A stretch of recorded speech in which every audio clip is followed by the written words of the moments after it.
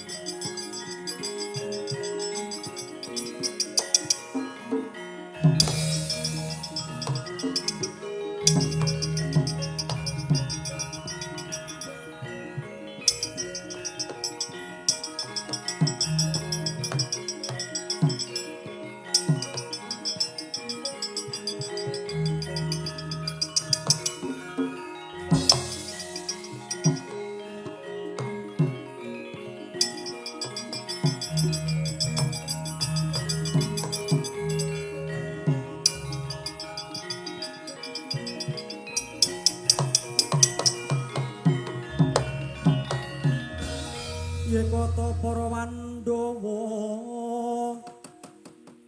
gumregut magut mangajab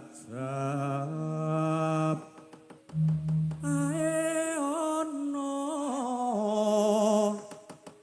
jejel masura sumahaping pabarisan wang-wang ono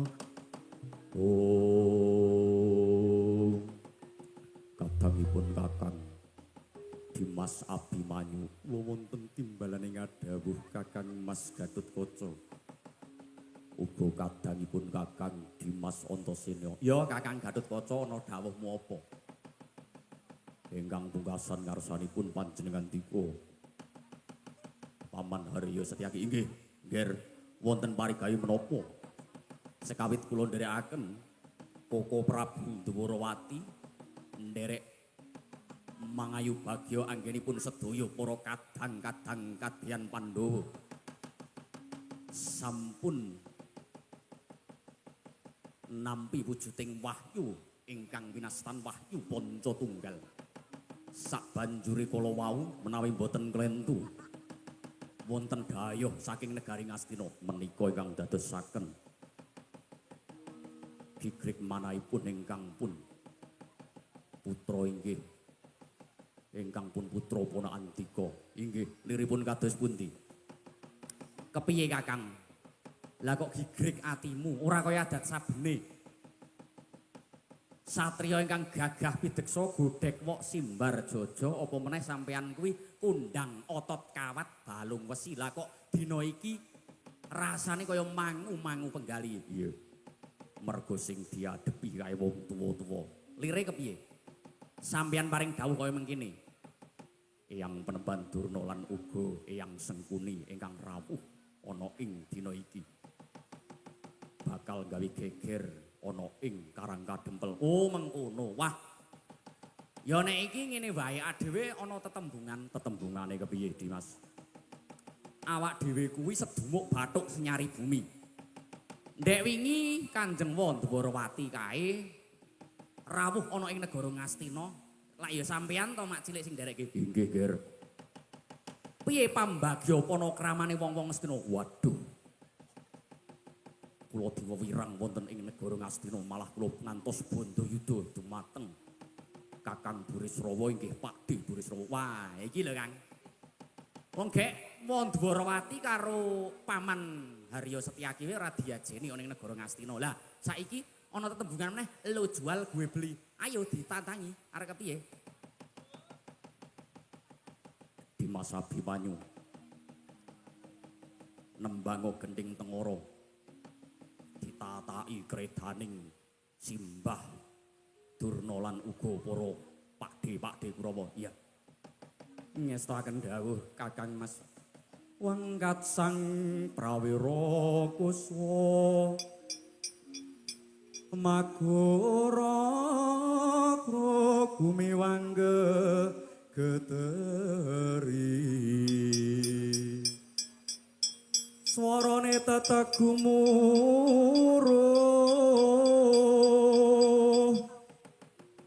wara pangri ing turangga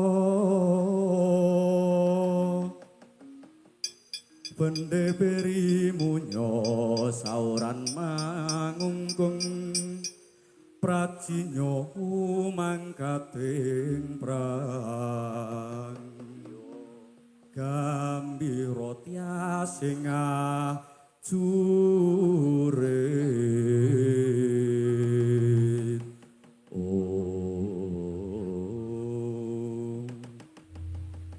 matur Kakang Mas. Iya Dimas. Sedaya para kawula amungkisma lan sedaya para kawula wonten ing madyaning Karang Kadempel sampun kula bibaraken supados mboten kenging dampaking para wadya Balasata kula ingkang badhe Bandayuda. Ya maju saiki Dimas papaki kridane.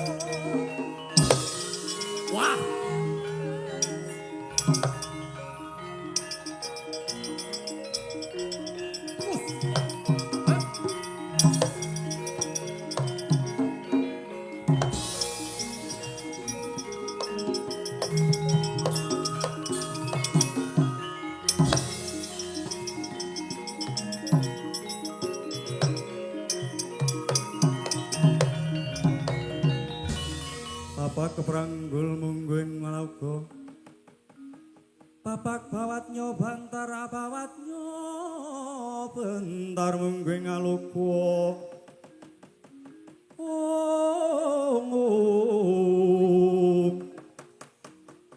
Kebapak mungguing aluga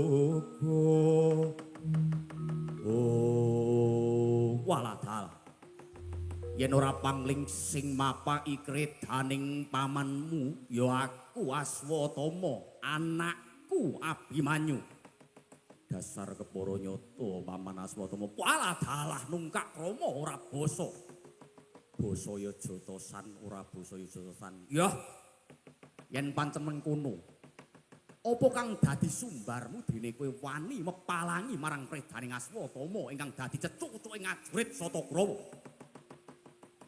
sedumuk bathuk senyari bumi nadyan sadumuk jembaring bathuk nadyan senyari jembaring bumi tak totoi bumi karang kadempel utamaning kali srayu nganti muncrating ludira bagus yen mengkono tata-tata ger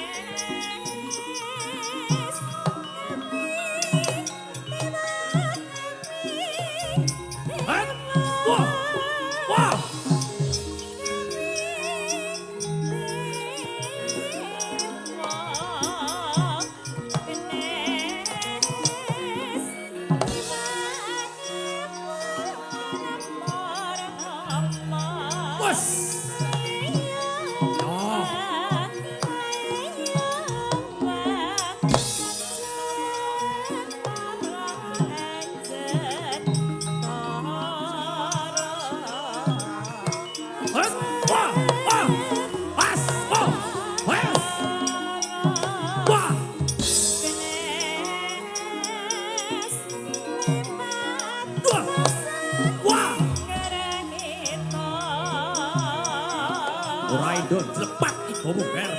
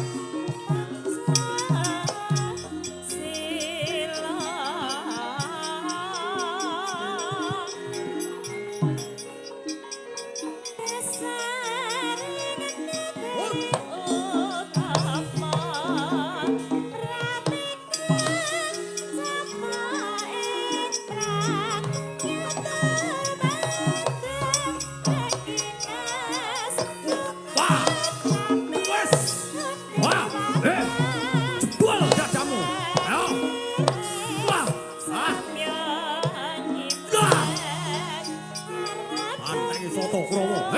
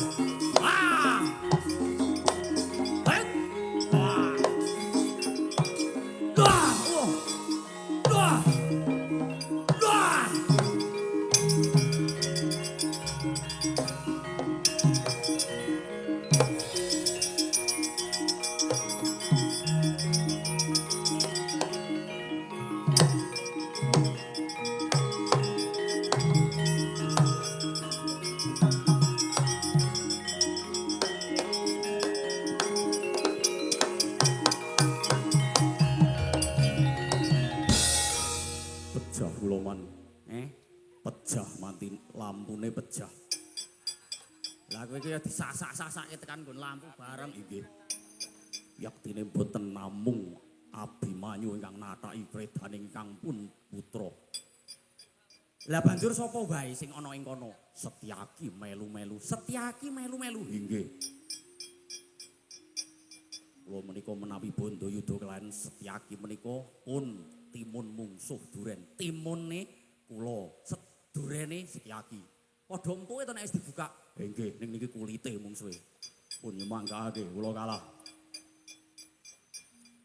Aduh, man pejah lampune mboten estu kula pejah.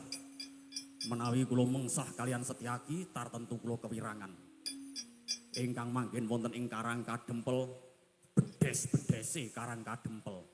Menika mboten namung Bagong lan ugi Petruk napa dene Kyai Semar ananging putra-putra Pandhawa ugi ndombani mengkono inggih. Bak banjure kula suminggah. Dur. Wonten dawuh man kaya wayangan jaman biyen jeran ya. Ha inggih. Wah, salah. Wonten dawuh man.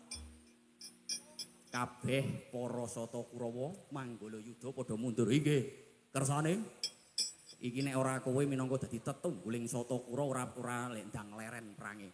Mekaten Setyaki ning kono, mbok menawa kowe kepengin olahraga. Inggih man, seminggah.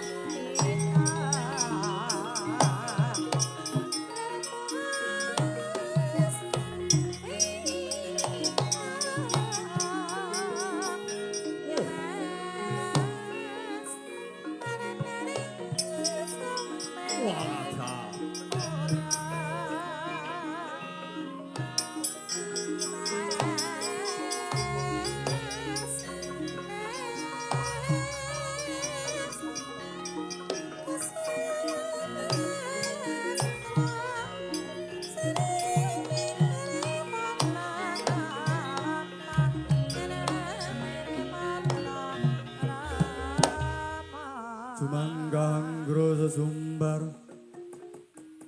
lindu bumi gonjeng kumalu do guntur ketuk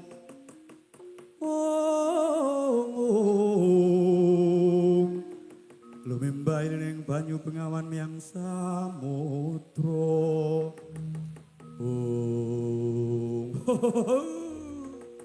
Lah rembugane aku ketemu karo Setyaki lah kok malah karo anakku lanang Antasena, Pak De. Sehat. Oh, ayo sehat, waras. Oh, ya urung karuan. Pitakonmu ora genah. Karo wong tuwa kok takon sehat bareng di wangsuli sehat malah waras. Yo mestine waras. Nek waras mestine sampean ora melu maju ndombani marang Simbah Sengkuni. Lah wong aku ki nayaka negara Ngastina kok ora oleh ndombani Paman Sengkuni. Ngene wae saiki ne. Kowe ra semang perang. Nek perang ra urung para penonton, para rawuh wis padha pirsa nek Antasena kok mungsuh karo Pak D. Nadyan sampean ki wujuding Sudarma, nadyan sampean ki wujuding wong tuwa tetep sampean malah bakal kewirangan. Kalah ora kondang, menang tetep jelas kewirangan. Yo, sak banjure yen pancen sampean kok gelem memitran karo aku, kekancan karo aku, wah malah sampean ku bakal tak upahi baline negara Ngastina. Mengkono. Ya. Lanjur aku kepiye supaya bisa ngemitran marang awakmu. Wis mangsane tantang-tantang mangsane perang kok malah. Sampean malik tinggal tulung antemi Simbah Durna.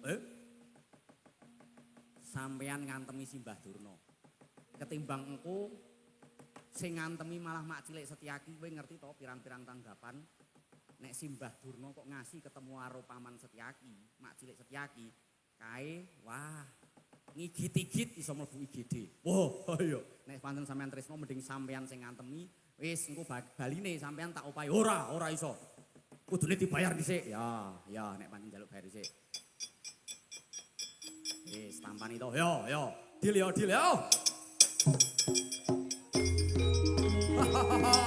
Salim sik.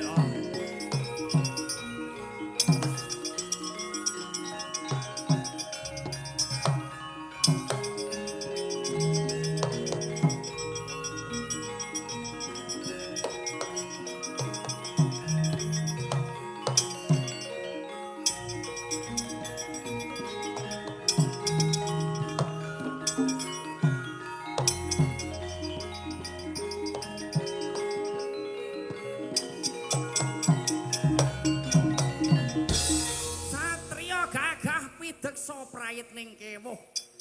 Anakku mestine iki sing menang mungsuh anak-anak Pandhawa. Dur sasana. Yen saperanganing para Sata Kurawa padha mundur kae Kartamarma Aswatama anakku padha mundur. Ning anakku sing paling gagah dhewe sak negara Ngastina mesti wis iso mundurake Setyaki. Aku kepengin weruh pasuryanmu. Aku kepengin ngecup bun-bunanmu tandha tresnaku marang anakku niki tandha tresna mahal. Wah!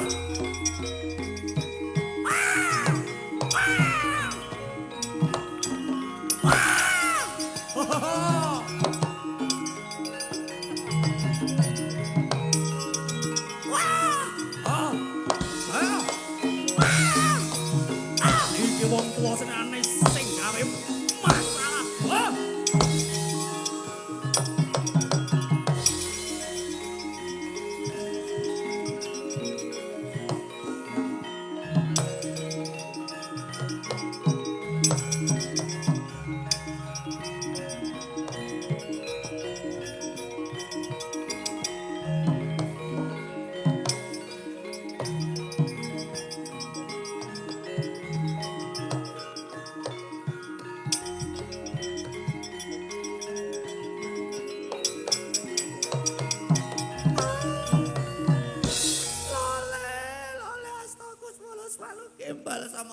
Samorante.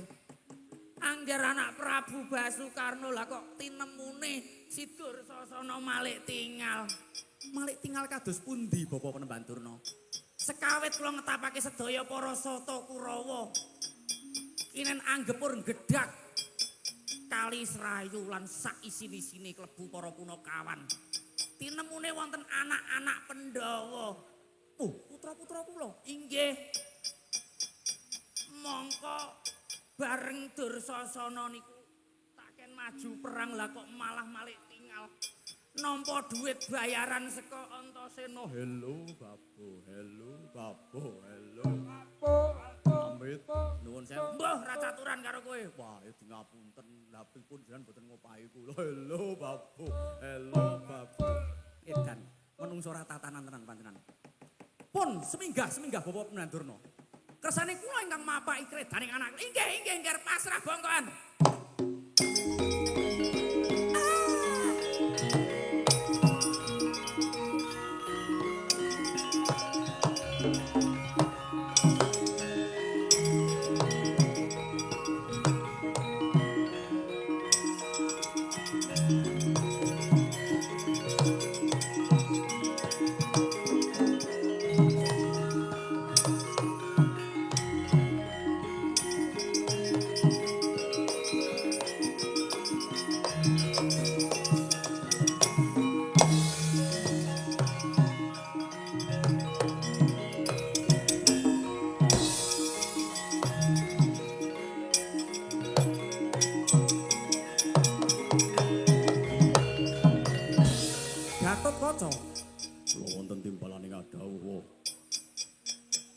Semang kowe ndingkluk ngaresaning Pak Dekmu.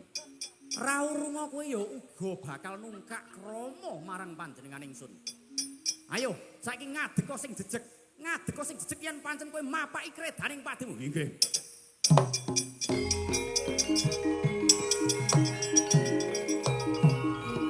Wow! What? Lah! What? Edian. Ya! Ya! What? Lah!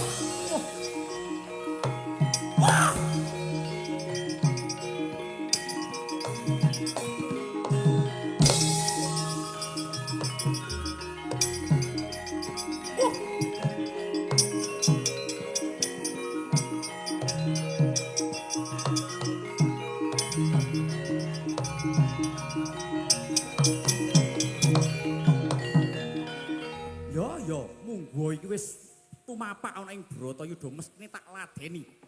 Ning gandeng iki mung wujud perang antaraning rebut yuda, rebut kekuwung. Ngrebutake ming sak derma karang kadempel. Trimo aku ora mapaki kredaning anakku Gatotkaca. Liya dina bakal ketemu, Ngger.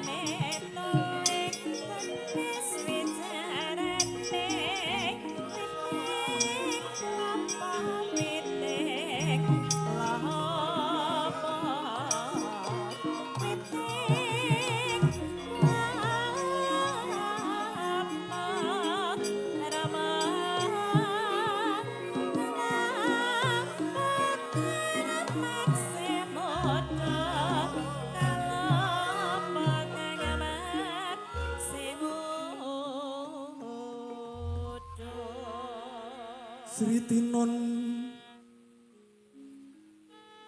langening pamyat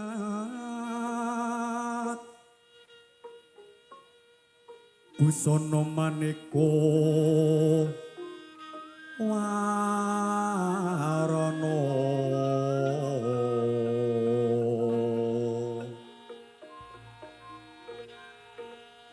renggeng kencana Ratna Bro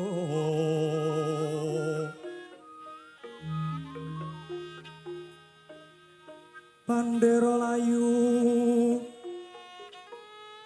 kumitir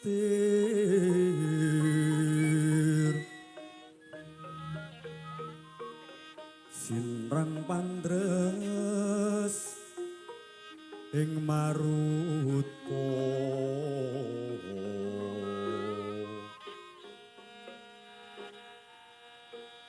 serana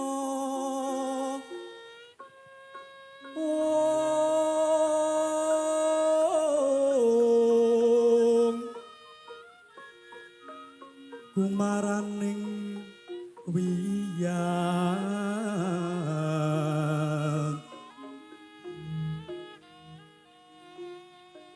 mangtian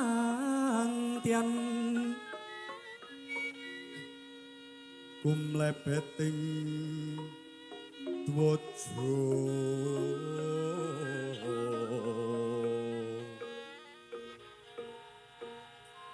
Subrasta kayu kaprapal puspita andraing siti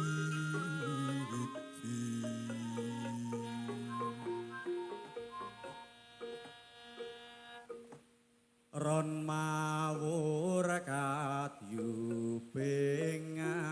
angin kukila biar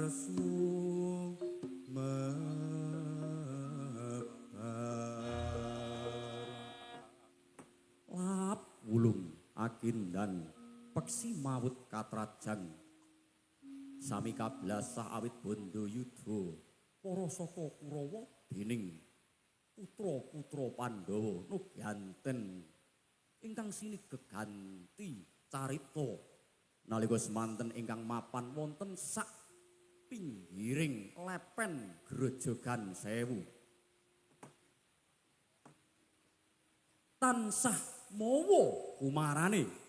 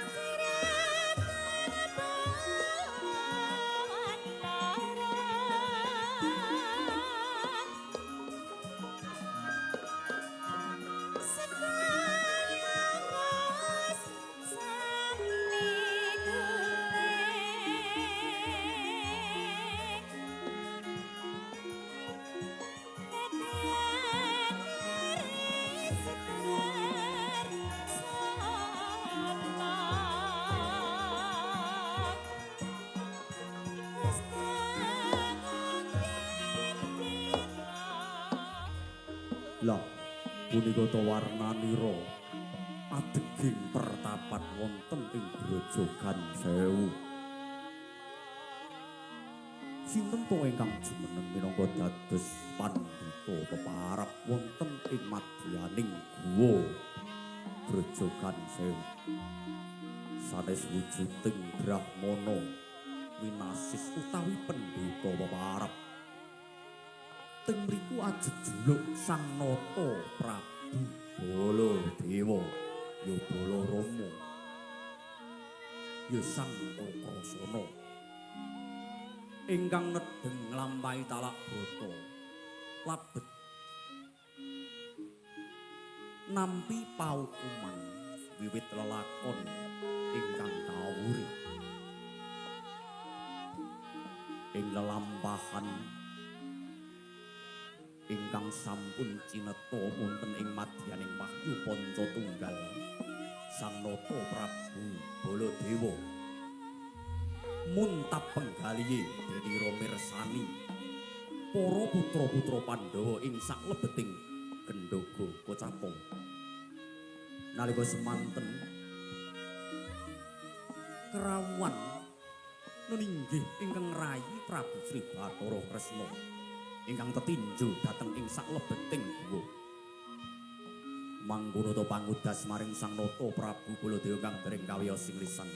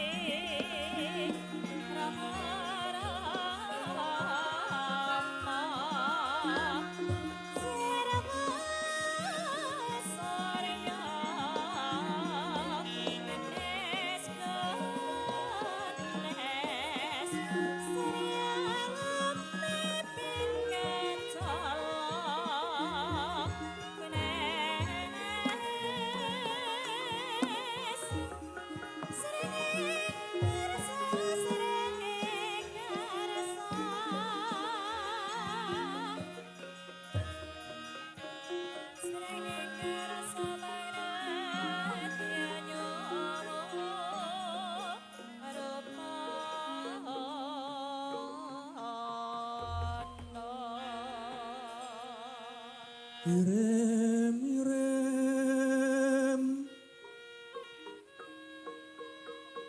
kembang popon teratebang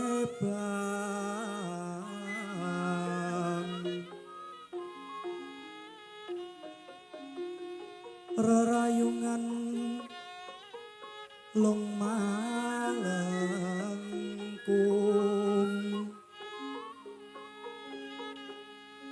tumelong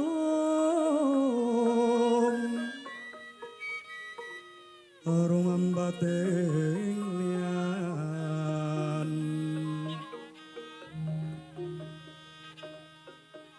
kesemukan mawar araras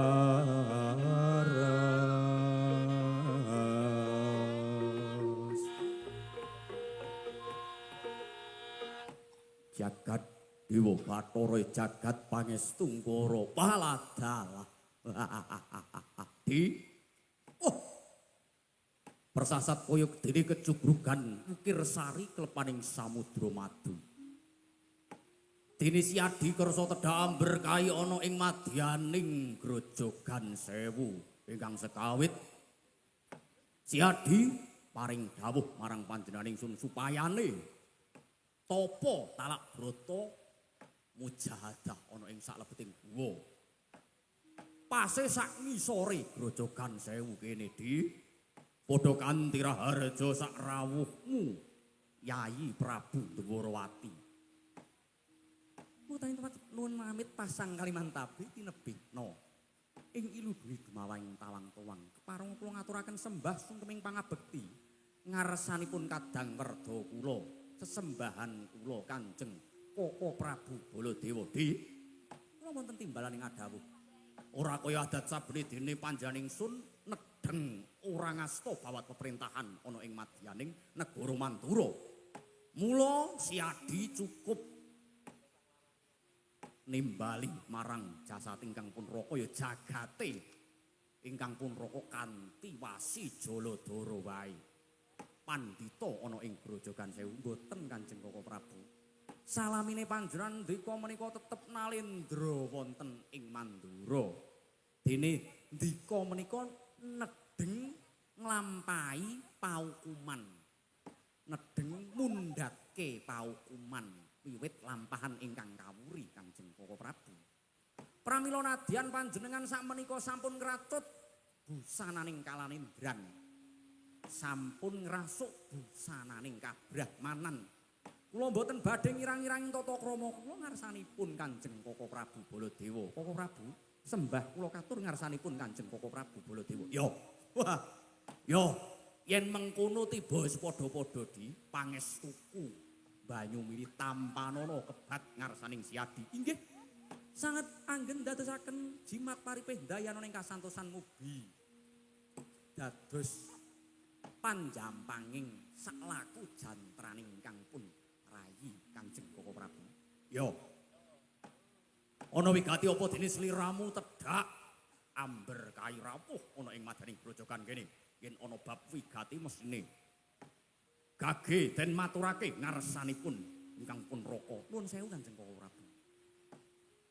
Wonten ingkang lampahan kawuri panjenengan tindak medal saking Grojogan Sewu. Panjenengan napa mboten kemutan? Napa ingkang kula dawuh, napa kula ingkang aturaken duk ing nguni? Piye, Di? Panjenengan ampun ngatos singlar saking pertapan, tegese panjenengan menika kedah tetek tekun teguh anggenipun nglampahi paukuman. Menika sanes ingkang pun rayi ingkang paring dawuh dumateng ingkang pun raka inggih Kanjeng Koko Prabu Baladewa babar pisan boten. Menika sedaya wewise saking para Jawata ingkang paring sasmita gaib dumateng ingkang pun rayi. Lah nuwun sewu, mboten kok kula badhe ngundat-undat lampahan ingkang sampun kawuri panjenengan sampun batal anggenipun nglampahi paukuman. Wah, ya ora iso. Ora iso. Yen perkara iki kudu tak lempengke, kudu tak luruske dimen ora dadi salah kaprah. Nalika semono siadi paring dawuh ngarsaning Kang pun raka supayane tetep tekun teguh ana ing saklebeting guwa ya ana ing sak ngisoring Grojogan Sewu kinen mundhatke lelakon, mundhatke paukuman. Ha ya mengkono to? Inggih. Ning nyatane panjenengan singlar saking pertapan tegese panjenengan sampun mbat utawi sampun nglincati ing janji paduka minangka dados pendhita, minangka dados brahmana wonten ing saklebeting grojogan menika.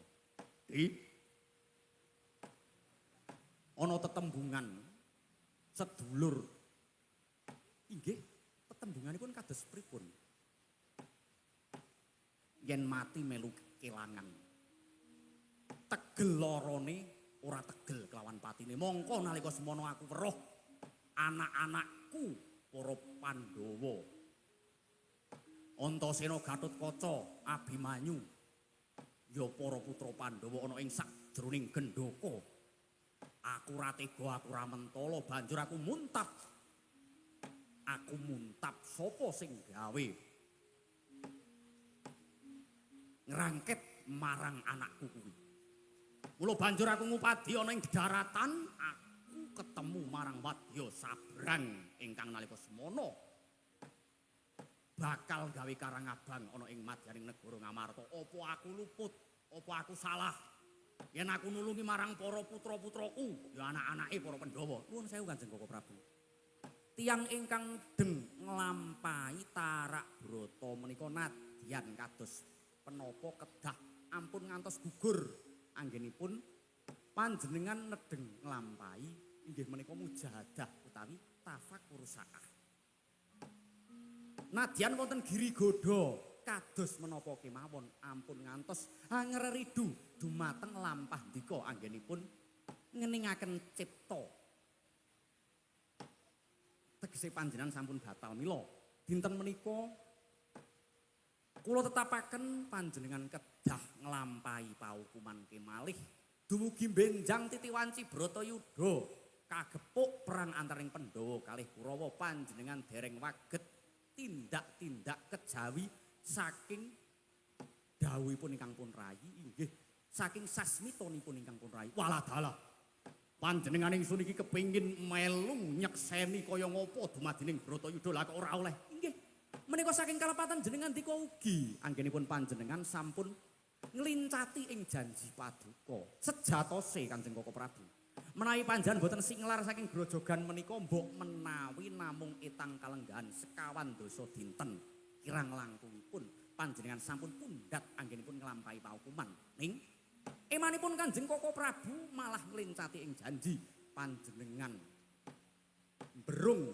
lampah paduka ndadosaken panjenengan menika batal anggenipun nglampahi tapa wonten ing saklebeting waladalah waduh lah kok kaya mengkono lelakonku Kresna mongko aku iki selak kangen kapang rasane atiku marang anak-anakku selak kangen kapang anak marang bojoku Erawati ya Mbak Yumu ing Mandura apa ya aku ora oleh tilik nadyan mung sehari ratri mboten saged Kanjeng Koko Prabu menika saged damel srimpet lampah paduka anggenipun panjenengan enggal-enggal badhe ningkasaken jejibahan agung jejibahan luhur paduka minangka dados pendhita wonten ing saklebeting grojogan sewu menika Kanjeng Koko Prabu mesat mingis kordanira Sena putra sesumbar manengkeri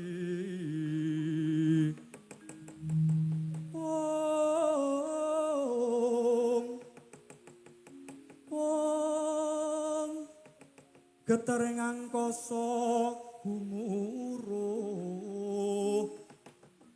swara lir gelap sasara karosane pindha dwipangga mangamuk piresang Narapati Karna Sena putra tuhu sekti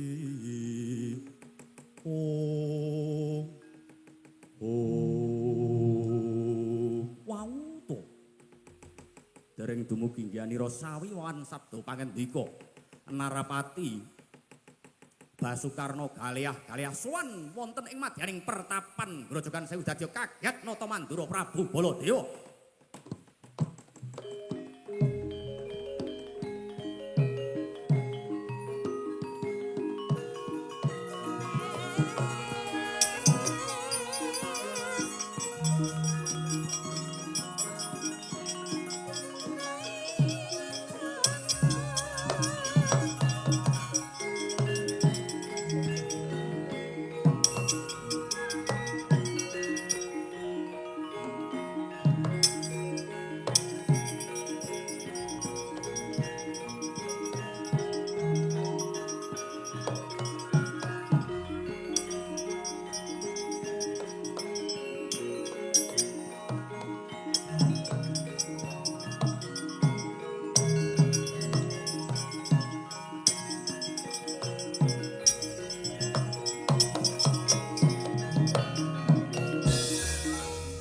Trisang kapirang urinanggul lagi nempet kampet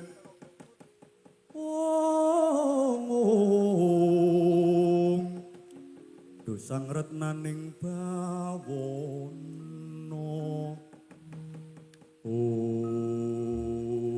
Waladala jagat dewa Bathara lako ketamun kedayawan mongko nalindra meneh adiku Basukarna nggih kula ingkang sowan wonten ngabyantur ngarsanipun Kanjeng Koko Prabu Baladewa ya ana wigati apa urung suwe aku nampa sowane adiku lanang Dwarawati lah kok sliramu merpeki peplayon saka sak dhuwuring Bengawan Gangga. Ana apa karo nuwun sewu Kanjeng Koko Prabu. Sewu-sewu kalepatanipun ingkang pun raka tadah ingkang pun rai tadah wadana. Dene dinten menika kula mboten saged renggalangi kamurkane Yayi Prabu Duryudana. Ingkang badhe damel Karangabang wonten ing madyaning Karang Kadempel. Malah kula sampun bandayada dumateng para putra-putra Pandhawa nenggih anak kula Gatotkaca.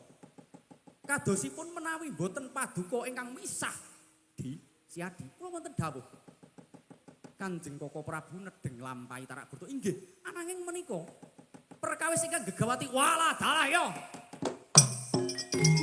Wah Koko Prabu ora iso tresno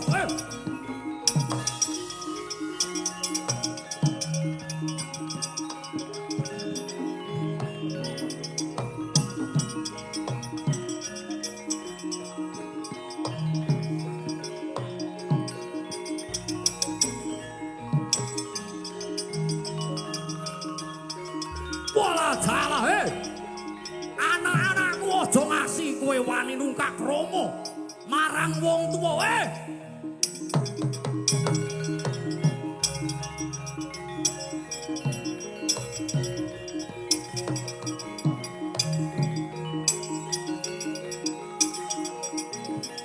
walah dalah iki nek pancen kowe padha kepengin Bandayuda arep nglekaske nyepetke Bratayuda tandang ana Mandura Prabu Baladewa.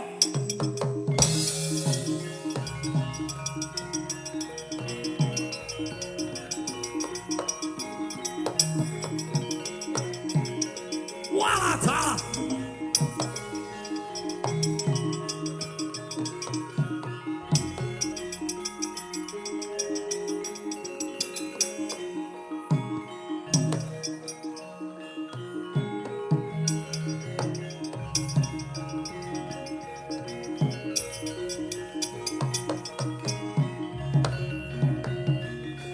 Nuwun sewu.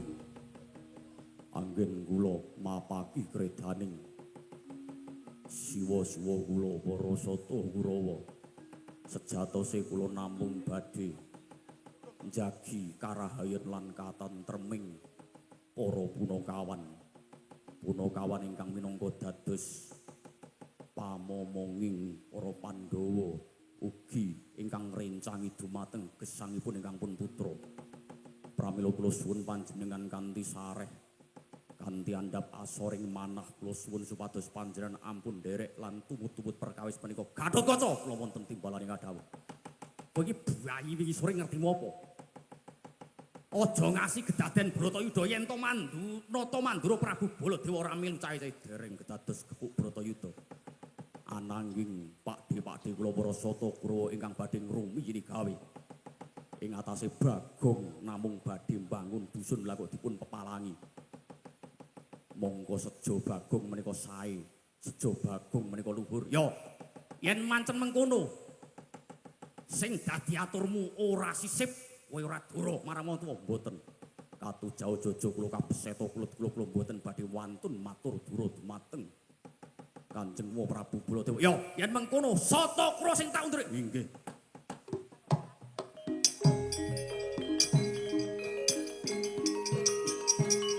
Minggir kabeh.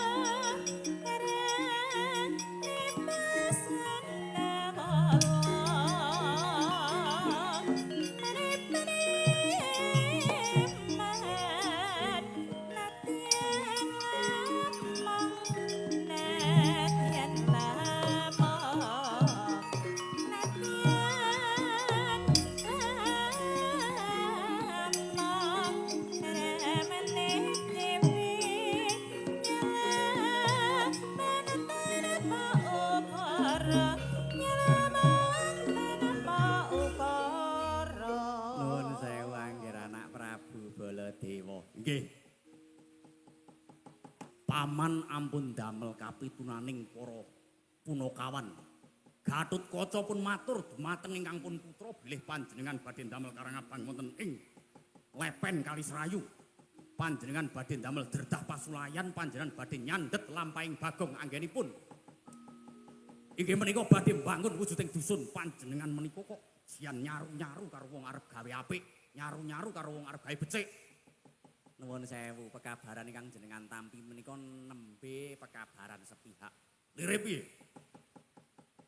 Jenengan dereng kersa mulat lan ningali lan uga dereng kersa mirengaken sejanipun para Sata Kurawa ingkang lumantar kula. Kula menika wong tuwa, nuwun sewu kula malang kerik nadyan panjenengan menika ratu. Nggih, mboten napa-napa. Panjenengan badhe kejak geger kalih Baladewa. Kula menika nembe poso, kula nembe tapa lah kok panjenengan badhe nyaru-nyaru wingi gentes. Para wong-wong sabrang gawe geger ana ing pertapan Grojogan Sewu nganti batal poso kula. Saniki panjenengan badhe batalke lampah kula. Lah nggih, sing badhe batalke niku mboten kok kula. Lah wong kula niku pepatih dalem negara Ngastina lak mestine panjenengan nggih pirsa. Sabda Pandhita Ratu tan kena wolawali sinten kemawon ingkang wantun rak. Inggih menika nyahak wewenanging asanes nyorok bengkok menika lak kedahe dipun pidana. Lah nggih. Menika ingkang nembe dilampahi para punakawan nek jan badhe ningali nika ting pekarangan Pasabenan sak kiwa tengening Karang Kadempel. Panjenengan pirsani nika wong-wong kawula mengkis Maledo bedhel nika mrembet ngantos ngecrok Siti utawi Bantala niku pun mlebet wewengkon negara Ngastina. Napa inggih paman? Inggih. Menawi mboten anu tak pendhetke metren walah dalah punakawan wani nungkak karo inggih. Walah dalah sing bener ndi? Ha nggih kula. Kula kanca wah. Ora patut. Wah.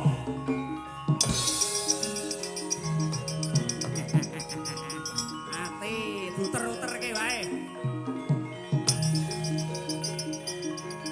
Walah dalah amuk Suraprata Dewa tembang yen padha-padha wong-wong Karang Kadempel kowe wani gawe ganggu ana ing ngarsaning wong-wong Kurawa. Klakonangan nata Mandura kanggo tinjong akhirat. Wah! Wah!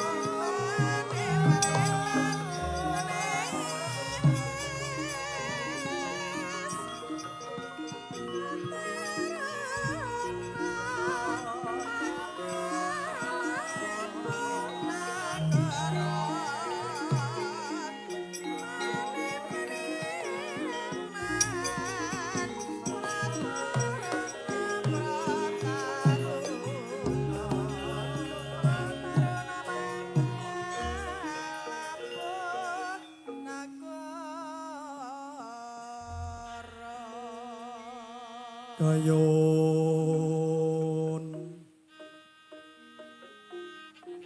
kati